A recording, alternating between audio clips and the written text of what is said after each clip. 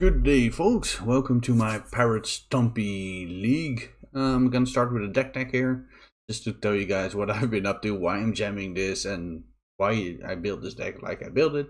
And then we're gonna head into the league. So, first off, this is a Dargo Stompy deck. I built this deck just because I wanted to jam Dargo. It's probably never good to have 4 of these in your deck, even if you're optimized on playing it. But I really want to jam some fun stuff with this, and also just so I could call the deck Pirate Stompy, of course. What we have here, we have 15 mana sources, including some artifact lands, a bunch of artifacts, 0 mana artifacts, so we can sacrifice before playing Dargo, ideally, so we can make it very cheap. For those of you that don't know what this card does, might be a few. It's a 7 mana 7/5 trample with partner, which we don't care about, but it's a 7/5 trample. What we're trying to do is it gets cheaper for each artifact or creature you sacrificed in the turn, and you can also sacrifice artifacts or creatures to it when you're casting it. So we want to make this cheap, as efficient as possible, and then just jam it on turn 1. Go to town with it. In order to do that, we have a bunch of baubles, which are basically the best ways to get artifacts that you want to sacrifice but don't lose any value. So we have the full 8 baubles, and we want to combine that with like either a petal, opal, or maybe a land we want to sacrifice, and then just jam the Dargo on turn 1. Once we've done that, we have 4 Force of Wills and 4 Chalice of the Void in our deck that we want to use to protect our Dargo. Basically, protect it from Sorcerer Plowshares, attack 3 times, win the game. That's the plan. In order to support that ambitious plan, we have 4 Emeries, because they work very well with the baubles. Also able to jam that on turn 1, recoup some of the value if we sacrifice some non-bauble spells to our Dargo, and just have that as a value engine. And in addition to that, we have the Echo and Lines of Diamond package. Of course, it's a very strong package that's being used in more and more decks these days, but it lets us recoup our value after we dump everything into a turn 1 Dargo. And better yet, of course, if we have like a hand of Lines of Diamond, Echo, and a bauble, we can just bauble, sacrifice it, Lines of Diamond, Echo, draw a new hand, and at that point we've already sacrificed 2 artifacts. So casting Dargos that we draw in our new hand will be very easy. So that's kind of a fun combination. We can either dump everything into a Dargo we already have and draw 7 new cards, or do it the other way around. Because we're running that plan, and because we're having a pirate team here with the 4 Dargos and everything else, we of course have a Hull Breacher, which is also a pirate. But I do think that Hull Breacher is worse than the first 2 Narsets, because we don't have any colorless mana to ramp it out. So we have 2 Narsets, because they're also very good with the Echo LED plan, but they also find a Force of Wills or baubles, chalices, and both the Echoes and the Lines of Diamonds. So that's basically the main board, with 2 Seagate restorations in here, just to get a blue count high enough for Force of Wills. We have like 6, 9, 17 without these 2 lands. So to get in a bit of the right ballpark, we added 2 blue lands so we can run Force of Wills in our main deck. The main issue of this deck, especially main board, is that it dies to Karakas. Like, if our opponent has a Karakas, we're screwed.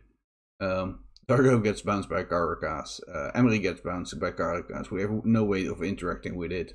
So Karakas decks are the decks we're trying to avoid, and especially the Sorcerer Plowshares plus Karakas decks. They have a lot of answers to Dargos if we go all in on that, and we don't really have other ways to close the game when they start on that. To account for that, we have 2 pitting needles in the sideboard. We're bringing these pitting needles versus, well, quite range of different decks, but also against Carcass, since that's just the card that beats us and we have no other way of interacting with it. Another issue for this deck is Oko. Basically, if they elk your Dargo, you have a lot of nothing. And the same with Emery. If you just have a turn 1 Emery, that's usually a decent draw. If you have some follow-up or protection, like a Chalice or Force of Will, usually a decent draw. If they just go in turn 3, make that an elk, make anything you follow it up with an elk, it's gonna be rough. So maybe Pitting Needle can answer that. We can't Force of Will it. We also have the Red Blast in order to board those in versus the Oko decks. Basically, I don't want to rely on Chalice of the Void versus Snoko or decks like that. So we have Pyroblast to bring in instead of those. So we have some answers, good answers to Oko. Then we have a bunch of Abrades in our sideboard. This is because both Nilrod, Chalice of the Void on 0, and Collector Oof are just very big issues for us. So we want a interactive card that answers those, as well as something that can answer Dread or Arcanist, like that. So 3 Abrades because they're just that important in the matchups where they are good. Then we have 1 Magmatic Sinkhole to blow up some bigger stuff, and it's pretty easy to get online in this deck. Brazen Borrower just to have another insurance piece against, well, random permanents that are annoying, and of course Marglaga or something like that. Then against the combo decks, a Force of Negation, of course more forces is good, especially if we board in more blue cards. And then we have 2 Flusterstorms that work pretty decently through a Chalice of the Void. So we have 1 mana interaction that we can play while having Chalice of the Void in our deck and in play. So that's what we have versus the combo decks, and then 3 Tormod Scripts against the graveyard decks. Tormod Script is just a very good card, synergistic card for this deck, because it works so well with Emery and everything like that.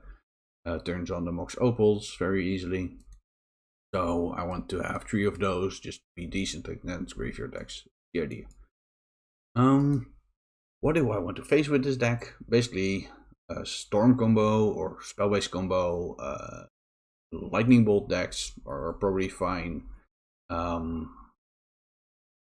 What I don't want to face is basically anything with Carcass as Swords Plowshares, like then Texas, Maverick, maybe some Snow list that have 1 or 2 Carcass in the main board. It's going to be rough, especially because they also have Oko. But just Lightning Bolt decks in general, fine. Storm combo, Spell-based combo, probably fine. Since we have both Force of Will and Chalice of the Void, and then a good clock either with Card Advantage or with Dargo, and Narsets and Hull Breachers in addition to this. So those are the kind of decks I do want to see. What I don't want to see is Swords, Plowshares and Carcass. So that's what I have here. I had a lot of other builds of this deck. Basically, I just want to have some fun with Dargo, so I have like, this is the Force of Will Dargo build. I have a rebuild of some other deck. We had Viking Stompy, which is basically Dargo in a snow deck. I had Pirate Stompy with Daze that was using both Daze and Anger.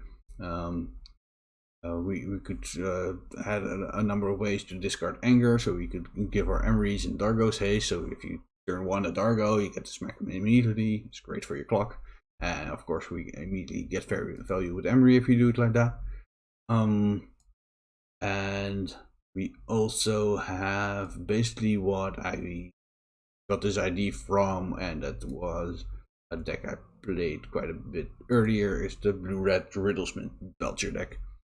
This was basically what I wanted to try Dargo in for fun in the sideboard, and decided that, you know what, I'm just gonna make a Dargo deck and see how that goes.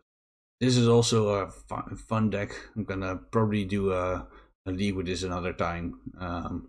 I had some decent results with this deck already. It's basically it's a Jar Belcher Emery Riddlesmith deck that then gets to board in Dargo to against people that just go all in on combo hate. Then you just play a turn 1 Dargo and slam them with that instead. But for now, I just really wanted to do the Pirate Stompy thing and have the Firestorm deck. So I'm gonna head into league with the deck I just showed, and let's see if we can dodge Source Explosives and Caragas and get some W's against unsuspecting opponents. So see you there.